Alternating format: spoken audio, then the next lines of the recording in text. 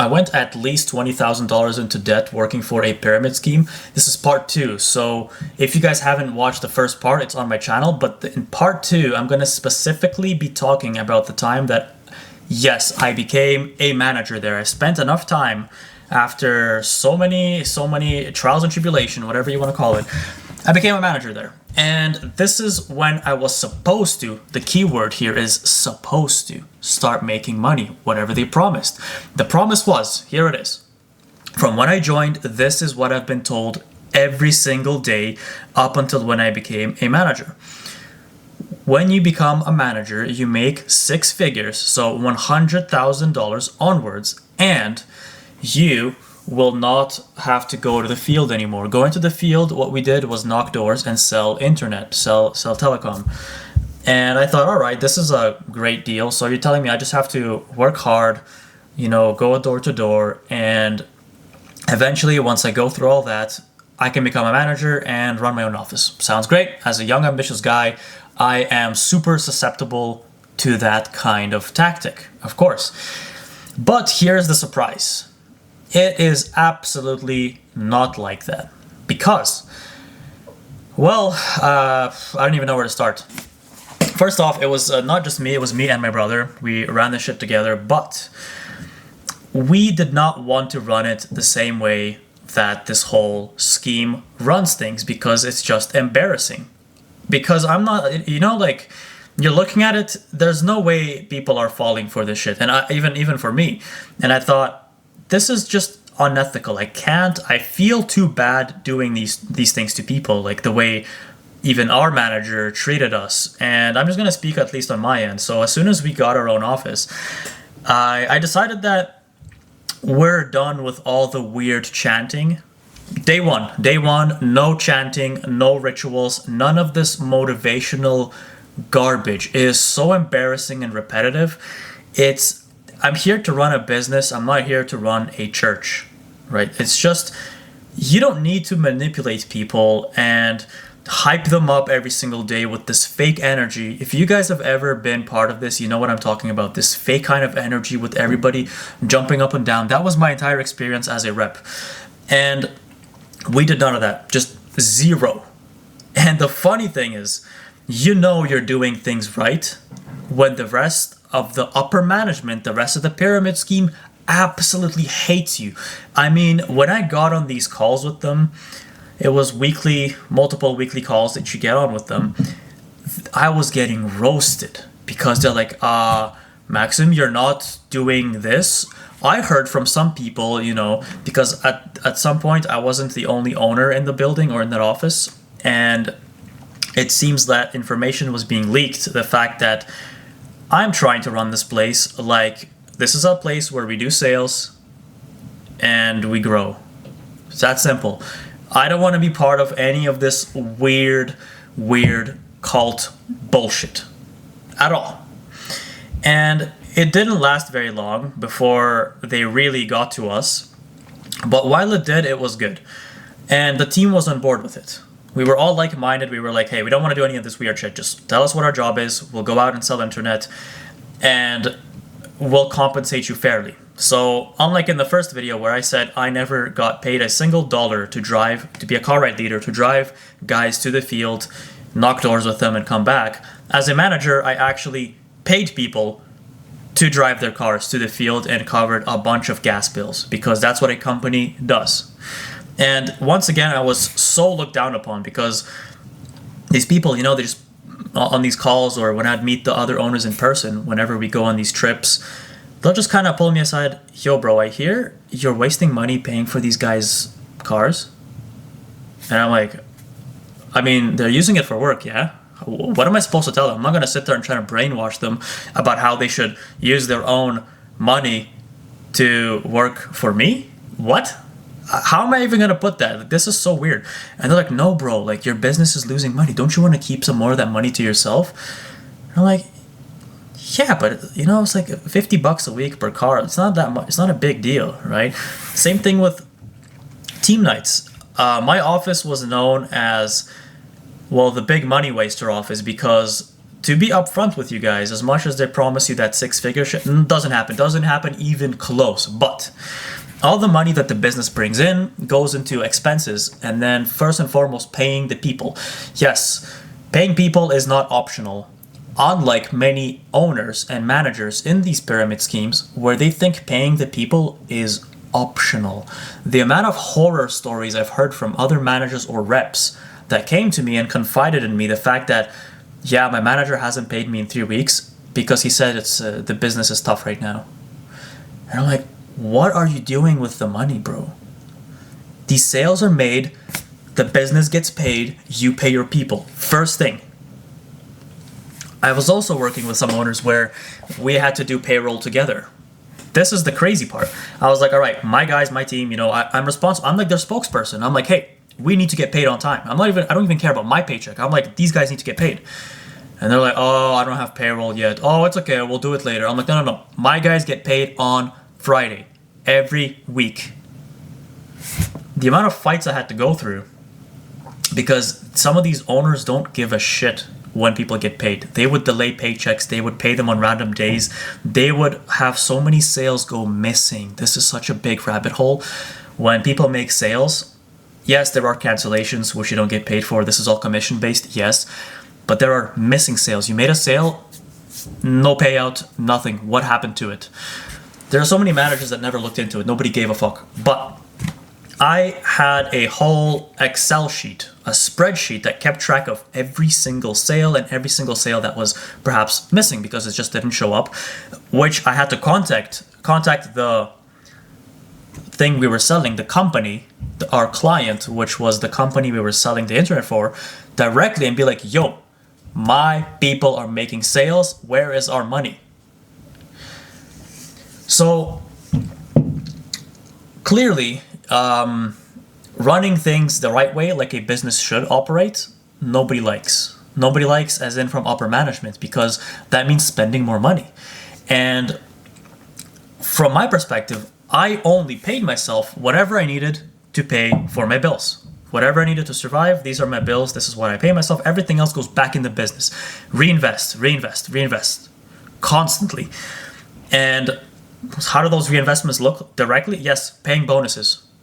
I've done way too many bonuses. It is scary how much money people made working for me. I'm not saying this as I'm not trying to say, hey, I was the good manager or something. I'm not saying that. Obviously, I had my issues too. Like, it's not so easy to manage people, especially when you're like a kid. Like, I was like 23, 24, 25 years old, right? What do I know about running a business? So, all trial and error. But the point is, I always made sure my people eat.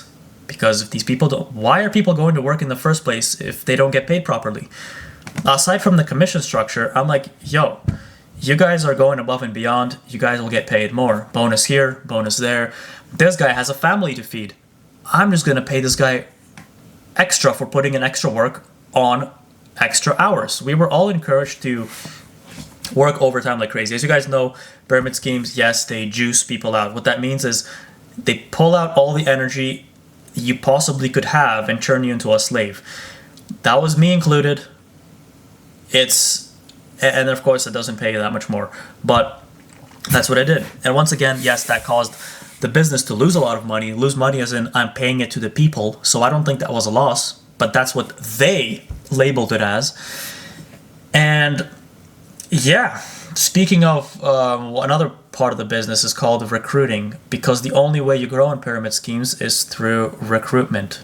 That means hiring. The hiring process was insane. We had so much people to hire, and there was a lot of turnover because most people wouldn't stay up for obvious reasons.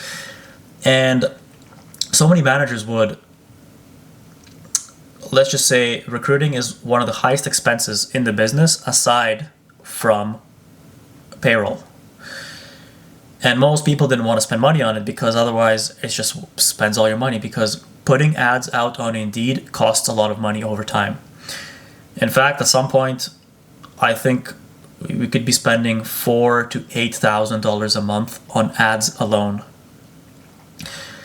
What is this for? It is to reinvest back so that these guys have people to build their businesses, build their teams with, and get this entire thing going. So The point is, whenever people that actually have values, ethics, morals get into a business that lacks these exact things, a lot of friction is created because the way things are ran, it's just, you just start questioning, like, is this even normal? Like, is this supposed to work this way? And it's hard to tell at that point what's right from wrong. Like, is it wrong to do this? Is it right to do that? But all I knew is that one thing I will not let go of is the things I believe in, and I'm not going to treat people like, well, like slaves, because that's how I was treated. And what's funny is, it's kind of like growing up, you know, if you grow up with, you know, if you're somebody that grew up in, let's say, an abusive household, you're like, I swear I will never do this to my kids. Well, somebody that's gone through a very abusive time inside the pyramid scheme to get to a management position, to a position where you have more power and more say in things, I'm like, I will never let anybody else go through this kind of experience. Whatever is promised, whatever I say, hey, if you do this, this, and that, and you grow through these positions, that's what you will get. All right, got distracted there for a second. So, going back to how did management life look like? Well, not any better, actually way worse than being a rep, because as much as they promise you to not have to also, you know, work as much because you put in your time for 1 year, you grinded it out, now you reap the reward. There is no reward. There is no light at the end of the tunnel. In fact, I went to the field as a manager with the rest of the office every single day. That's what it was. I was like, I got to management and I'm still just like a rep. I'm a fancy rep now because I do everything my guys do, but I also have to take care of all these responsibilities. So what's the trade-off? So it just means you end up working more. The hours got way longer. Instead of waking up, you know, going to the office, working all day, going back home, it was more like wake up earlier, jump on a bunch of calls, get to the office before everyone, do everything, then still have the entire reps day where you're knocking doors, and then afterwards you have to clean up a bunch of shit. Cleaning up as in like documents, files, like filling in all these sheets and everything. It was absolutely unbelievable. Now, how does this put you into debt and losses? Well, it's very simple. If one of the biggest leaks from my bank account was, as a rep, was spending gas money to go to the field and car maintenance. I think I was spending something like $800 a month on gas alone. That was not reimbursed. Well, in addition to that, as a business, as I mentioned earlier in this video, I make sure my people are paid, the expenses are paid for the, like, you know, the rent, office rent. We go team nights. Team nights, again, they always told us, dude, have the cheapest team nights. You know, those classic, yeah, our work treats us well, and so our manager got us pizzas, the team night, you know, like that kind of bullshit. That was so rare. That's what I was encouraged to do. But no, we did the most craziest shit. Like, some team nights, I shit you not, cost me $500, and the team night was every single week. So we would go to trampoline parks, we would go to play pool, like billiards. We even bought tickets for paintballing. Never got to use it because I left, but I still have those vouchers for an office amount of people to go paintballing. That shit is expensive. VR, arcade, gaming, VR adventures, virtual reality stuff. Just a bunch of fun stuff you can do with your team other than just buy cheap-ass pizza and feed it to them after a work day. And anyway, all these expenses come up, of course, but a lot of the time, the business is negative, especially in the winter, because this door-to-door model type of shit, especially in Canada, it's cold. We still go out in the winter, but the business doesn't make money in the winter. In fact, most of the time it loses money.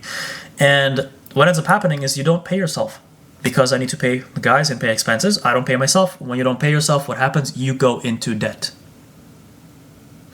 And the numbers aren't like, oh, $50 here, $50 there. It's more like $3,000, boom, out the window. Next month, $2,000, gone. And it was very, very, very rare that maybe in the peak months of summer where business was great and everything was nice, you would make the money back. Sometimes. Sometimes you didn't. But see, this is essentially, I'm going to end it, or this is the conclusion. I spent a lot of time with some really successful owners or consultants, as we know. Basically, in a pyramid scheme, if you have a lot of offices, 10 offices that you're responsible for, you're a consultant. You make money from all these offices. Now, the only thing that I realize is that, okay, hold on, this guy, just an example, this guy's 45 years old.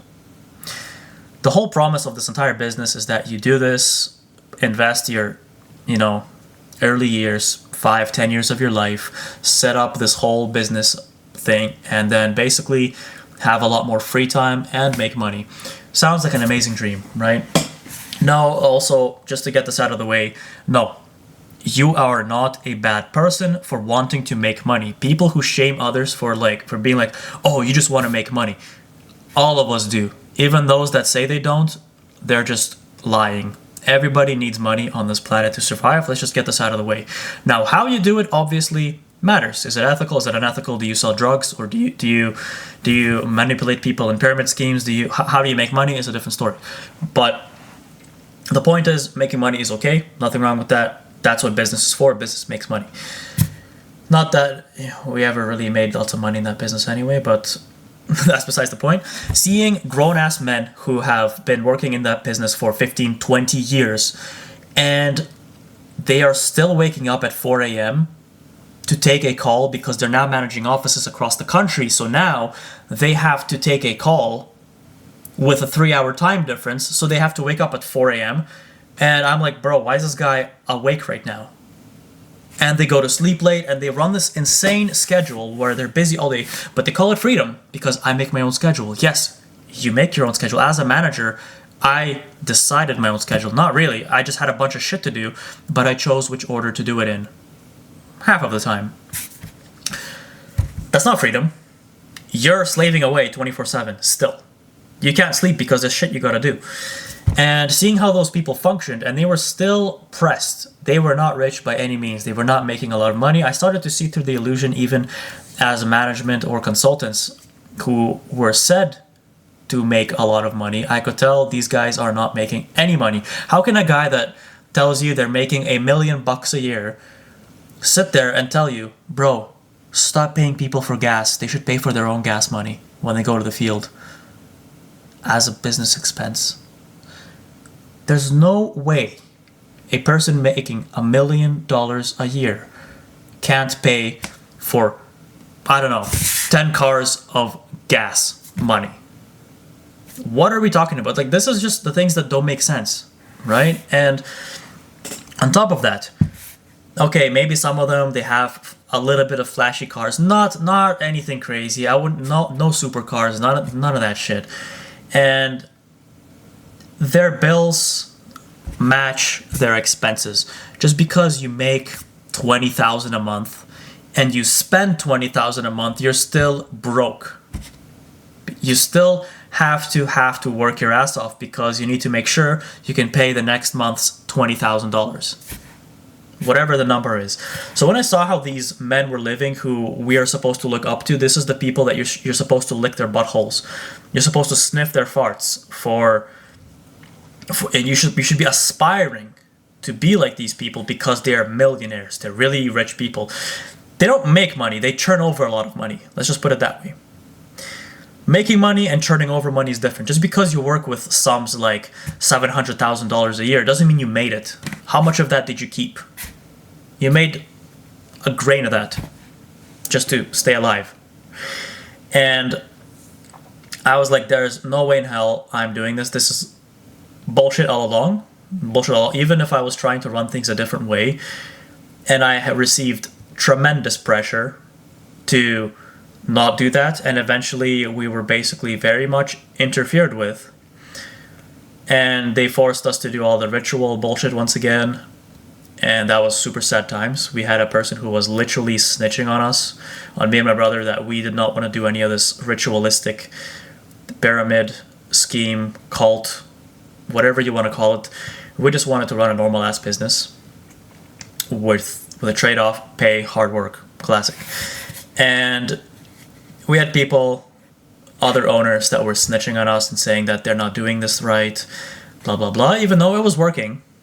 And ultimately, as much as they say, no, bro, you're an owner, it's your own business, you get to do whatever you decide. When you're a rep, they tell you that so that your business, it's in your hands. We only consult you. We only tell you what we think you should do. Absolutely not. These people literally raided our office. They came to our office, said, nope, this shit goes there, this shit goes there, change this whole thing. We're doing this again. You know, cue up the loud motivational music, motivational speeches. Let's get back the screaming, yelling, energy. And it's hilarious because when they did that, they thought it was good. And all our office looked at us like in private. They're like, what the hell are these guys doing? We don't want to do this shit. This is weird. Like, we're not a cult. This is just our job. Like, why are we chanting? And yeah, that's when basically all that shit, when I was like, all right, I kind of had enough. I had enough and I decided to leave. I was like, it's just, there were so many factors. I can basically talk about this for hours. Maybe if people are actually interested in this experience, because not many people get that deep into these schemes and that are willing to share about it, that are willing to put their ego aside and say, yes, this was garbage. This was not a good experience. Maybe it was eye-opening, but this is not something that people should look towards.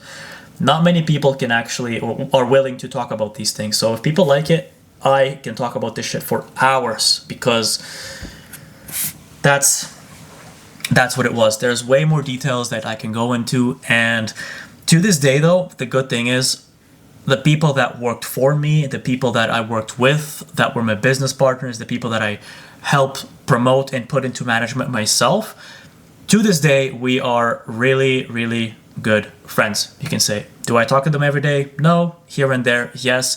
I'm always welcome into their homes, and they're always welcome into mine, because the amount of time we spent fighting the system and the amount of just effort, hardship that we all went through, it was like a team. It was never, I'm the manager and you guys slave away from me. It was always like, I'm on your side, guys. We're doing this shit together. We're in this shit together. I'm a manager, but I just have a couple extra responsibilities aside from you guys, but I do everything you guys do as well. And yeah, that's the ending. Thanks for watching.